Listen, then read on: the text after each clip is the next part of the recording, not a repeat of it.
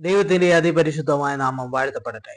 ഇന്നത്തെ നമ്മളുടെ അല്പനേരത്തെ ചിന്തയ്ക്കായി വിശുദ്ധ യോഹന്നാൻ എഴുതിയ സുവിശേഷം 5-ാം അധ്യായം 7 മുതൽ 9 വരെയുള്ള വാക്യങ്ങൾ.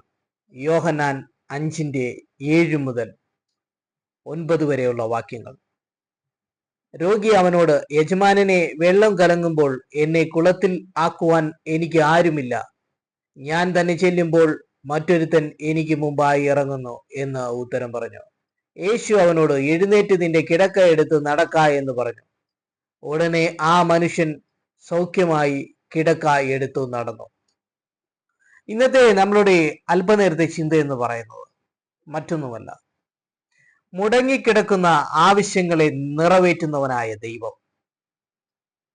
നമുക്കറിയാം, നമ്മളുടെ ജീവിതത്തിനകത്ത് അനേക കാലഘട്ടങ്ങളായി പല ആവശ്യങ്ങളും ദൈവസന്നിധിയിൽ മുടങ്ങിക്കിടക്കാറുണ്ട്. എന്നാൽ നമ്മൾ കുറെ കാലം നമ്മൾ പ്രാർത്ഥിക്കുമ്പോൾ ദൈവം അതിന് വിടുതൽ തരും. മുടങ്ങിക്കിടക്കുന്ന ആവശ്യങ്ങളെ നിറവേറ്റി തരുന്നവനായ നമ്മളുടെ ദൈവത്തെയാണ് ഇന്ന് നമുക്ക് ഇവിടെ കാണുവാൻ സാധിക്കുന്നത്. ഇവിടെ കാണുന്നത് യെരുശലേമിലെ ബെഥെസ്ദ എന്ന കുളക്കരയിൽ 38 വർഷമായി ആ കുളക്കരയുടെ അവിടെ കിടക്കുന്ന ഒരു രോഗിയാണ് നമുക്ക് ഇവിടെ കാണുവാൻ സാധിക്കുന്നത്. അനേക വർഷങ്ങളായിട്ടും അവനൊരു വിടുതലില്ല. അവന്റെ ആവശ്യമെന്ന് പറയുന്നത് അവന് സൗഖ്യം ലഭിക്കുക എന്നതാണ്. അതവന്റെ മുടങ്ങിക്കിടക്കുന്ന ഒരു ആവശ്യമാണ്. ഇവിടെ ഈ കുളക്കരയിൽ നമുക്കറിയാം, അവിടുത്തെ പ്രത്യേകത എന്ന് പറയുന്നത്, ഒരു ദൂതൻ ആ കുളത്തിൽ ഇറങ്ങി കലക്കുമ്പോൾ ആദ്യം ഇറങ്ങുന്ന ആൾക്ക് സൗഖ്യം ലഭിക്കും. ഇത് നമുക്കറിയാവുന്ന കാര്യമാണ്. അവിടെ പല വ്യാധിക്കാരുണ്ട്. കുരുടർ, അതുപോലെ മുടന്തർ തുടങ്ങിയ പലവിധ രോഗങ്ങളുള്ളവരാണ് അവിടെ കിടക്കുന്നത്. അപ്പോൾ ഇവിടെ നമുക്ക് മനസ്സിലാക്കുന്നത്, ഈ രോഗിയെ ആരും കുളത്തിൽ ഇറക്കാൻ കഴിയാത്ത ഒരു അനുഭവത്തിൽ ഇരിക്കുന്ന ഒരവസ്ഥയാണ്. 38 സംവത്സരമായി ഈ രോഗി ആ കുളക്കരയിൽ തന്നെ ഉണ്ട്. ആരും ഇദ്ദേഹത്തെ കുളത്തിൽ ഇറക്കുവാൻ സഹായിപ്പാൻ ആരുമില്ല. അനേക നാളായി അവന്റെ ആവശ്യം എന്ന് പറയുന്നത് അവന് സൗഖ്യം ലഭിക്കുക എന്നതാണ്. അവന്റെ മുടങ്ങിക്കിടക്കുന്ന ആവശ്യത്തിനുമേൽ കർത്താവായ യേശു ക്രിസ്തുവിന്റെ കരം ചലിപ്പിക്കുന്നതായിട്ടാണ് നമുക്കിവിടെ കാണുവാൻ സാധിക്കുന്നത്. യേശു അവിടേക്ക് വരുമ്പോൾ അവനെ കാണുന്നു. അപ്പോൾ യേശു ചോദിക്കുന്ന ചോദ്യമാണ്, നിനക്ക് സൗഖ്യമാകുവാൻ മനസ്സുണ്ടോ? അങ്ങനെ അവൻ പറയുന്ന കാര്യമാണ്, യജമാനെ, എന്നെ കുളത്തിൽ ഇറക്കുവാൻ ആരുമില്ല. അപ്പോൾ ആ കാര്യങ്ങൾ അവിടെ കാണിക്കുന്നത് അവനെ സൗഖ്യമാക്കുവാനും അവനെ കുളത്തിലിറക്കുവാനും ഒന്നും കഴിയാത്തൊരവസ്ഥയിൽ അവൻ അനേക കാലഘട്ടങ്ങളായി അവന്റെ ആവശ്യം മുടങ്ങിക്കിടക്കുകയാണ്. എന്നാൽ കർത്താവായ യേശു ക്രിസ്തു അവന്റെ ജീവിതത്തിനകത്തേക്ക് കടന്നു വരുമ്പോൾ യേശു അവന്റെ കരം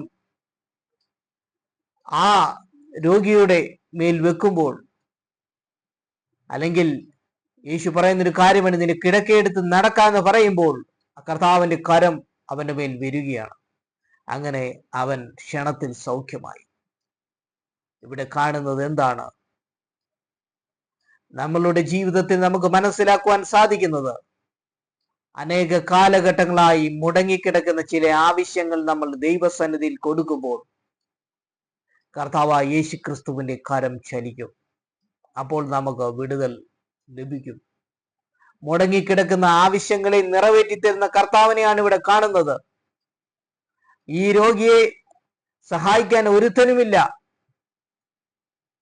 എന്നാൽ യേശു അവന്റെ ജീവിതത്തിനകത്തേക്ക് വരുമ്പോൾ 38 വർഷമല്ല, എത്ര വർഷമാണെങ്കിലും രോഗിയായിരുന്നാലും അവനെ സൗഖ്യമാക്കുവാൻ ഒരു നിമിഷം മതി കർത്താവിനെന്നുള്ള തിരിക്കുന്ന ഒരു ഭാഗമാണ് ഇവിടെ കാണുവാൻ സാധിക്കുന്നത്. ഇനി നമ്മളുടെ ജീവിതത്തിനകത്ത് നമ്മളുടെ രോഗിയായിട്ട് പ്രയാസപ്പെടുകയാണെങ്കിൽ, അനേക കാലഘട്ടങ്ങളായിട്ട് നമുക്ക് വിടുതലില്ലെങ്കിൽ, ദൈവസന്നിധിയിൽ വരുന്നുവെങ്കിൽ, ദൈവത്തോട് നമ്മൾ പ്രാർത്ഥിക്കുന്നു എങ്കിൽ കർത്താവിന്റെ കരം ചലിക്കുമ്പോൾ ആ മുടങ്ങിക്കിടക്കുന്ന ആവശ്യത്തെ ദൈവം നിറവേറ്റിത്തരും. ഇവിടെ ഒരു ദൂതന്റെയും ആവശ്യമില്ല. ഈ രോഗിക്ക് കർത്താവിന്റെ കരം മാത്രം മതി. ഒരു കൽപ്പനയാണ്, നിന്റെ കിടക്കയെടുത്ത് നടക്ക എന്ന് പറയുന്ന കൽപ്പന അവനെ അനുസരിക്കുമ്പോൾ ആ രോഗിക്ക് സൗഖ്യം വരുന്നു. അനേക നാളുകളായിട്ട് നമ്മൾ പ്രാർത്ഥിക്കുമ്പോൾ നമുക്ക് വിടുതലില്ലെങ്കിൽ കർത്താവിന്റെ ഒരു ശബ്ദം ഇന്ന് നമുക്ക് കേൾക്കാൻ കഴിയും. ആ വ്യക്തി കേട്ട ശബ്ദം എന്ന് പറയുന്നത് കിടക്കയെടുത്ത് നടക്ക എന്ന് പറയുന്നത് പോലെ കർത്താവ് ചില ശബ്ദം ഒരുപക്ഷെ നമ്മളെ കേൾപ്പിക്കാം. അത് നമ്മൾ അനുസരിപ്പാൻ തയ്യാറാണെങ്കിൽ നമുക്ക് നിശ്ചയമായിട്ടും ദൈവം വിടുതൽ തരും. ഇത് മറ്റൊരു സന്ദേശമാണ് ഇവിടെ ലഭിക്കുന്നത്. അപ്പോൾ കർത്താവ് പറയുന്നൊരു കാര്യമുണ്ട്, നിന്റെ കിടക്ക എടുത്ത് നടക്ക എന്ന് പറയുമ്പോൾ അവൻ അതുപോലെ അനുസരിക്കുന്നു. അവൻ ആ യേശുവിനെ മറുതലിക്കുന്നില്ല. കാരണം തനിക്കറിയാം ഇത് ദൈവപുത്രനാണ്, സൗഖ്യം തരുന്നവനാണ്. അതുകൊണ്ട് യേശു ക്രിസ്തുവിന്റെ ആ കൽപ്പന അവൻ റിസീവ് ചെയ്തപ്പോൾ അവന്റെ ജീവിതത്തിനകത്ത് ആ മുടങ്ങിക്കിടക്കുന്ന ആവശ്യം നിറവേറ്റുന്നതായിട്ട് നമുക്ക് കാണുവാൻ സാധിക്കുന്നു. അതുകൊണ്ട് നമ്മുടെ ജീവിതത്തിന് നിന്ന് കർത്താവ് തരുന്ന കൽപ്പനകൾ നമ്മൾ റിസീവ് ചെയ്യുന്നു എങ്കിൽ ഏത് മുടങ്ങിക്കിടക്കുന്ന ആവശ്യത്തിന് ദൈവത്തിന് വിടുതൽ തരുവാൻ സാധിക്കും എന്നുള്ളൊരു ദൂതാണ് ഇവിടെ ലഭിക്കുന്നത്. നമുക്കറിയാം, ഇന്ന് നമ്മുടെ ജീവിതത്തിനകത്ത് നമ്മൾ പഠിക്കുമ്പോൾ ഇന്നത്തെ സമൂഹത്തിനകത്ത് ഗവൺമെന്റുമായിട്ടുള്ള കാര്യങ്ങൾ നമ്മൾ ചിന്തിക്കുമ്പോൾ നമുക്ക് കാണുവാൻ സാധിക്കുന്ന പലതരത്തിലുള്ള റോഡുകൾ. ഇന്ന് റോഡുകളെ കുറിച്ച് നമ്മൾ ചിന്തിച്ചു കഴിഞ്ഞാൽ പലയിടത്തും കോൺക്രീറ്റും ടാറുമൊക്കെ ഇല്ലാത്ത ഒരവസ്ഥയിലാണ്. കാലഘട്ടങ്ങളായിട്ട് മുടങ്ങിക്കിടക്കുന്ന ഒരാവശ്യമായിരിക്കാം അത്. അവർ അല്ലെങ്കിൽ അതുമായിട്ട് ബന്ധപ്പെട്ട് ഗവൺമെന്റിന്റെ അവിടേക്ക് അപേക്ഷ കൊടുത്ത് അനേക നാളായിട്ട് ഒരു മാറ്റമില്ലാത്ത കിടക്കുന്ന ഒരവസ്ഥയാണെങ്കിൽ ആ റോഡുകൾക്ക് വേണ്ടി ഒരു സമയത്ത് ഒരു നന്മ അവിടെ വരുന്നതായിട്ട് നമുക്ക് കാണുവാൻ സാധിക്കും. അപ്പോൾ അനേക കാലഘട്ടങ്ങളായിട്ട് മുടങ്ങിക്കിടക്കുന്ന ഒരാവശ്യമാണ് ചില റോഡുകൾ കോൺക്രീറ്റ് ചെയ്യുക, അല്ലെങ്കിൽ ടാർ ഇടുക. ഇതൊക്കെ മുടങ്ങിക്കിടക്കുന്ന ആവശ്യങ്ങളാണ്. അത് ഗവൺമെന്റിന്റെ അത് കൃത്യമായിട്ടുള്ള ആ ഡിപ്പാർട്ട്മെന്റിലേക്ക് അതിനുള്ള അപേക്ഷകൾ പല രീതിയിൽ കൊടുക്കുമ്പോൾ കുറെ കാലഘട്ടത്തിന് ശേഷം അല്ലെങ്കിൽ കുറച്ച് നാളുകൾക്ക് ശേഷം ഗവൺമെന്റ് അതിന് വേണ്ടതായ കോൺക്രീറ്റോ അല്ലെങ്കിൽ ടാർ ഇടുന്നതായിട്ടുള്ള അവസ്ഥകളിലേക്ക് മാറ്റുന്നതായിട്ട് നമുക്ക് മനസ്സിലാക്കുവാൻ സാധിക്കും.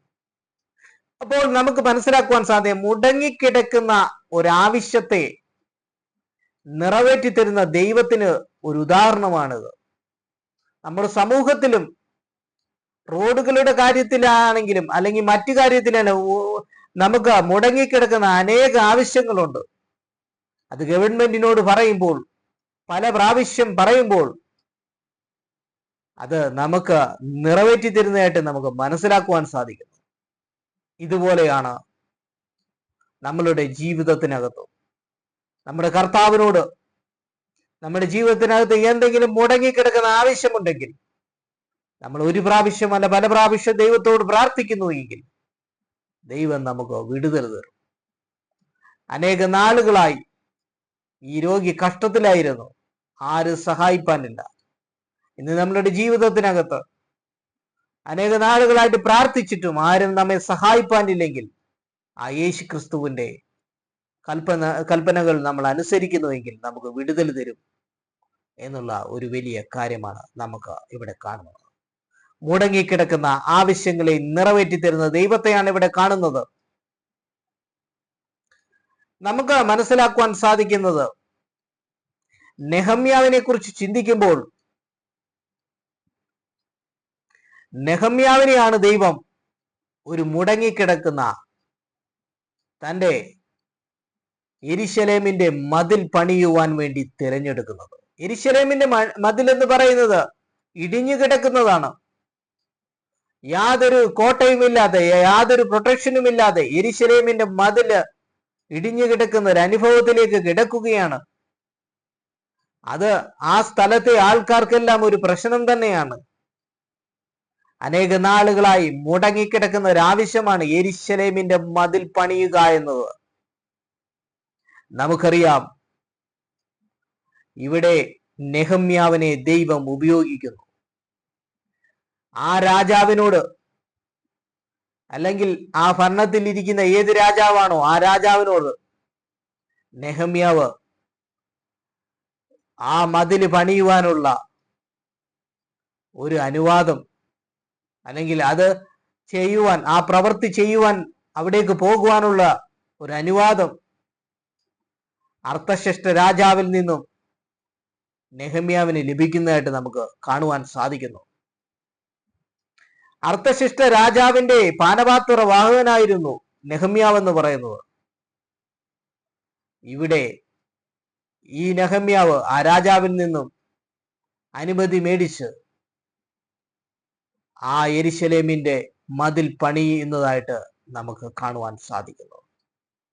അനേക നാളുകളായി മുടങ്ങിക്കിടക്കുന്ന ഒരാവശ്യമാണ് ഇവിടെ കാണുന്നത്. യെരൂശലേമിൽ ഒരു മതിൽ ഇടിഞ്ഞു കിടക്കുന്നത് കാരണം യാതൊരു പ്രൊട്ടക്ഷനും ഇല്ലാത്തൊരവസ്ഥയാണ് അവിടെ കാണുന്നത്.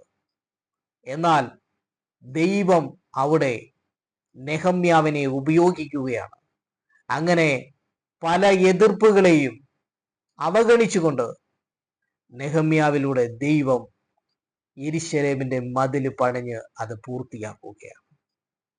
നമുക്ക് കാണുവാൻ സാധിക്കുന്നു, അനേക നാളുകളായിട്ട് ആ യെരൂശലേമിന്റെ മതിൽ ഇടിഞ്ഞു കിടന്നിട്ട് ആരും സഹായിപ്പാനില്ലാത്തൊരവസ്ഥയിലൂടെയാണ് അവിടെ കടന്നു പോകുന്നത്.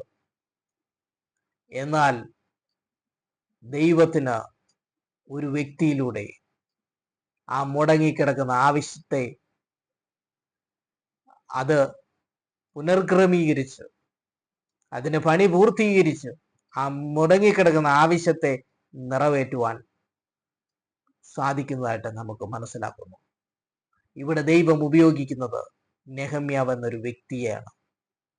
ഇന്ന് നമ്മളുടെ ജീവിതത്തിനകത്ത് മുടങ്ങിക്കിടക്കുന്ന ചില ആവശ്യങ്ങളുണ്ടെങ്കിൽ അത് ദൈവസന്നിധിയിൽ പകർന്നു കൊടുക്കുന്നെങ്കിൽ നെഹമ്യാവിനെ പോലെ ചില വ്യക്തികളെ നമ്മളുടെ ജീവിതത്തിൽ അയച്ച് നമ്മളുടെ ജീവിതത്തിന്റെ മുടങ്ങിക്കിടക്കുന്ന ആവശ്യങ്ങളെ നിറവേറ്റിത്തരും.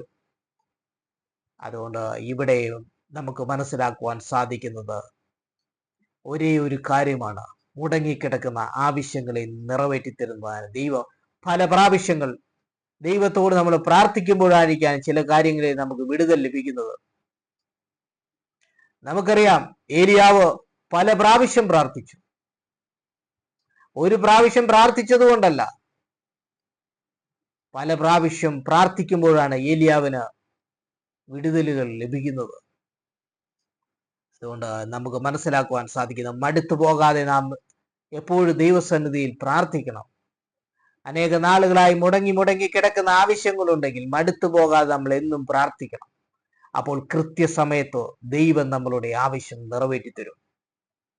അതുകൊണ്ട് ഇന്ന് നമ്മളുടെ ചിന്ത എന്ന് പറയുന്നത്, 38 സംവത്സരമായി അവന്റെ ജീവിതത്തിന്റെ ആവശ്യം എന്ന് പറയുന്നത് അവന്റെ മുടങ്ങിക്കിടക്കുന്ന ആവശ്യമായ അവന്റെ രോഗം മാറി ഒരു വിടുതൽ ലഭിക്കുക എന്നതായിരുന്നു. അതുകൊണ്ട് ദൈവം കർത്താവായ യേശു ക്രിസ്തുവിൽ കൂടെ അവനൊരു വിടുതൽ കൊടുക്കുന്നതായിട്ട് നമുക്ക് മനസ്സിലാക്കും. യെരൂശലേമിന്റെ മതിൽ പണിയുവാൻ അനേക നാളുകളായിട്ട്, കാലങ്ങളായിട്ട് മുടങ്ങിക്കിടക്കുന്ന ആ മതിലിന്റെ പണി പുനർക്രമീകരിക്കാനും പൂർത്തിയാക്കുവാനും നെഹമ്യാവിനെ ദൈവം ഉപയോഗിച്ചു. ഇവിടെ എല്ലാം കാണുന്നത് മുടങ്ങിക്കിടക്കുന്ന ആവശ്യങ്ങളെ നിറവേറ്റുന്ന ദൈവമാണ്. അതുകൊണ്ട് ഇന്ന് നമ്മുടെ ജീവിതത്തിനകത്ത് ഏതെങ്കിലും മേഖലകളിൽ മുടങ്ങിക്കിടക്കുന്ന ആവശ്യമുണ്ടെങ്കിൽ ദൈവസന്നിധിയിൽ നമ്മൾ കർത്താവായ യേശു ക്രിസ്തുവിനെ രക്ഷിതാവായി സ്വീകരിച്ച പിതാവായ ദൈവത്തോട് പ്രാർത്ഥിക്കുന്നുവെങ്കിൽ, നമ്മളുടെ പ്രാർത്ഥനയിലെ സ്ഥിരതയുണ്ടെങ്കിൽ നമുക്ക് ആ ആവശ്യം നിറവേറ്റിത്തരും എന്നുള്ളൊരു വലിയ സന്ദേശമാണ് നമുക്ക് ദൈവം ഇന്നിവിടെ തരുന്നത്. അതുകൊണ്ട് ഈ വചനങ്ങളാൽ ദൈവം നമ്മളെ അനുഗ്രഹിക്കട്ടെ.